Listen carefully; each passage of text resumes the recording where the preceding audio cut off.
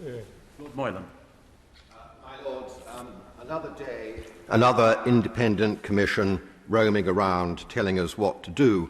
I'm sorry to sound a dissentient note, and it's painful that I find myself in opposition to the noble Lord Byrd, for whom I have much admiration, but this is actually a bad bill, and I think somebody should say so. Of course, we should think about the future. I mean, that's axiomatic. We do think about the future. We think about the future socially. We think about the future as families. That is not the problem with this bill. The first problem with this bill is that it is avowedly anti-democratic.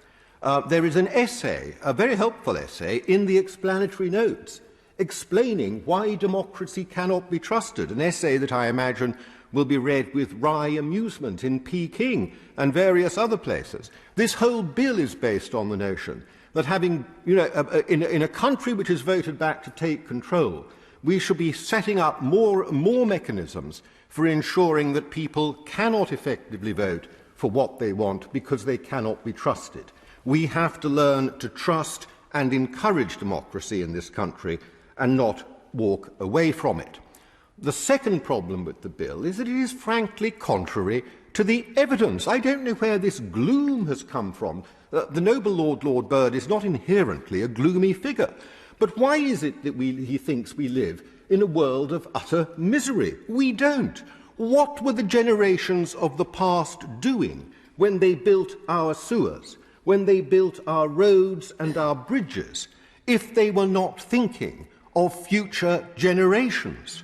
What were we doing in the 20th century when we improved air quality, when we improved water quality, when we started putting protections in place for the countryside, if we were not thinking of future generations? And even now, as several noble lords have said, most of the business of this House appears to be taken up at the moment with putting in place measures which are there to think about future generations. We do not need a bill with this large apparatus in order to do that. And the third thing is here, and I want to say something about capitalism and free markets. Capitalism works by thinking about future generations. That might come as a shock on some benches, but it does. When the private entrepreneurs who invested in building our railways in the 19th century, when they did that, of course they were thinking about future generations, because they would never have made their money back. That was their hope. They would never have made their money back if those railways were not going to run for another 100 years or more. And we have the benefits of those railways today. Sir Jack Cohen, when he started Tesco, was doing exactly that, setting up something that was going to last a very long time.